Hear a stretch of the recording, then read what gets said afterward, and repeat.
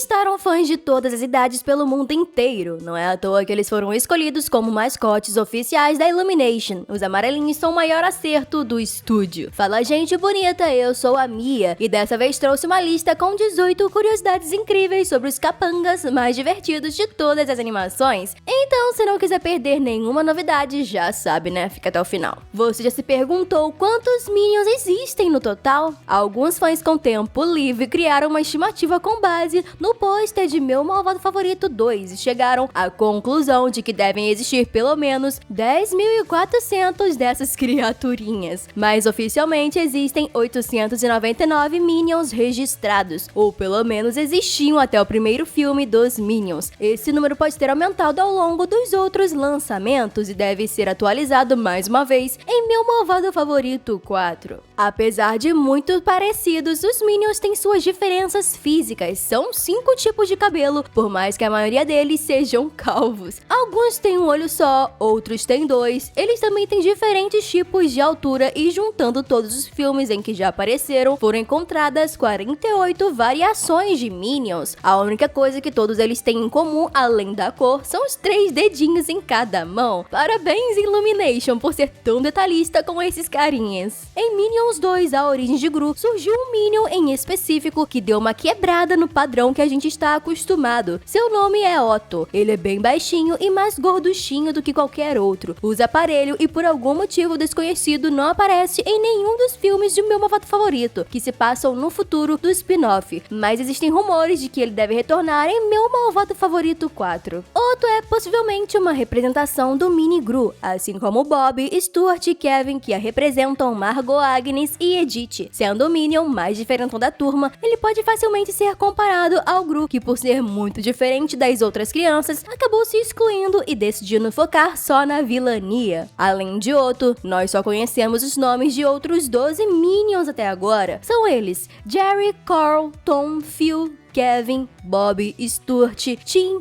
Mel, George, Dave e Ron, que apareceu no trailer de Meu Malvado Favorito 4 fazendo uma bagunça com a pipoca de micro-ondas. Se eu esqueci de algum, me lembre aí nos comentários e já me conta qual deles é o seu favorito. Um detalhe curioso sobre os 2 filmes dos Minions é que em ambos tivemos uma mulher como principal vilã. No primeiro foi a Scarlet Overkill e no segundo tivemos a Dona Disco como líder do Sexteto Sinistro. Enquanto nos 4 filmes do Meu Malvado Favorito, cada um dos vilões principais é um homem. No primeiro foi o Vetor, no segundo o El Macho, no terceiro o Balthazar Brett e no 4º filme da franquia será o Maxine Lemal. Ou seja, se um terceiro filme dos Minions for anunciado, é bem provável que teremos mais uma mulher como vilã. E por falar em gênero, você já se perguntou por que todos os Minions são masculinos e não existe uma única menina no meio deles? Em entrevista ao site The Rap, o diretor Pierre Coffin respondeu: vendo o quão burros e estúpidos eles costumam ser, eu simplesmente não consegui imaginar nenhum dos Minions sendo uma menina. E sabe quem é a voz por trás dos amarelos?